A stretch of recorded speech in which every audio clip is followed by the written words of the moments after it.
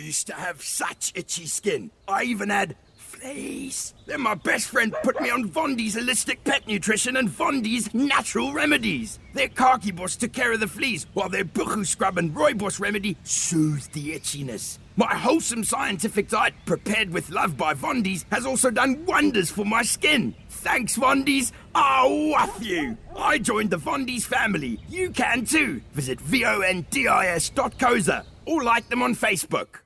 We're going to be chatting to the owner, Paul Jacobson, the owner of VONDIS Holistic Pet Nutrition, in just a second from now. He's making his way to the studio, but we're going to be taking a look at something quite interesting today about Banting in pets. Now, I would love for you to get into contact with me regarding this. You can send an SMS to 35904, or you can tweet us at smile904.fm, or, of course, send a message on our absolutely free app. You can get Smile 90.4 FM app on your App Store, or you can get into contact with us on Facebook, like some people have done today. Thank you so much to Joe Frank, who's gotten into contact, and a big shout out to the guys over at Zach Speed in Goodwood for tuning into Smile today. I'm very excited. It's time for us to get started.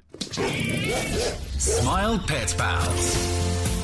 So every Saturday, Paul Jacobson, the owner of VONDIS Holistic Pet Nutrition, joins me in studio, and we do what all animal owners love to. We get to talk about our pets. Good morning, Paul. Morning, JM.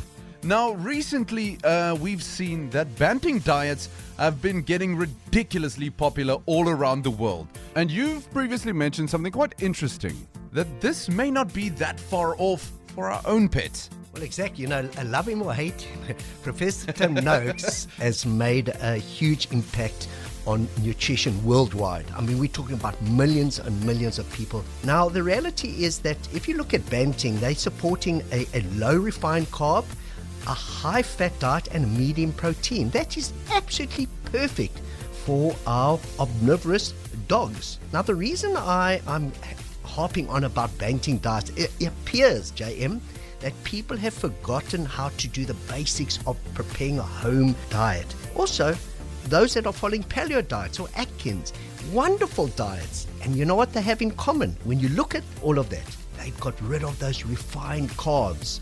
The refined carbs are out of that diet, and it gives a great pH balance with a leaning towards alkalinity. Now, usually humans would go about doing it because they'd want to lose weight. What would the results be of applying a Banting diet to our pets? Well, first of all, it gives you an option of what is deemed to be a whole real food. He encourages fresh food, buying from the market.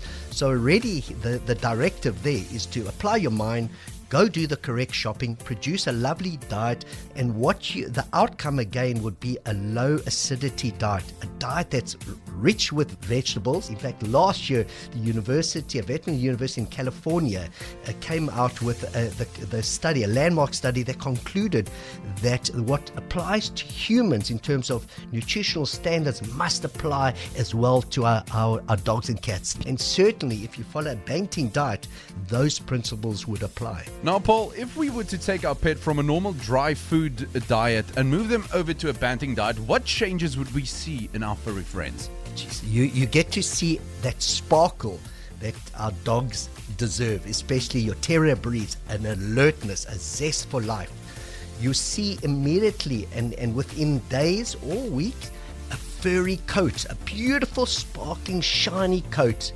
And those stools, the poos, it's a funny subject, but we will discuss it in length at another time. The perfect stool, a stool or poo that is not putrid to the nose, that holds its shape and biodegrades. Those are three very, very important signs to know that this diet is doing well. And that is what you will see when you do a Banting diet or paleo diet for your dogs. So our takeaway this week, Paul, Banting diets, they could be for our dogs too. For the whole family, JM. So next week, Paul, I've got a couple of friends who are vegan themselves. Now, this brings up a very interesting moral debate whether should I want to give my dog some meat to eat, but I don't personally want to work with it. So we've been getting some questions about it, so we're going to tackle that one next week. But in the meanwhile, if you've got anything regarding your pet you want Paul and I to chat about, you can email me jm@smile904.fm, and we'll tackle them head on. Reinhard Ludik has news in just a couple of minutes.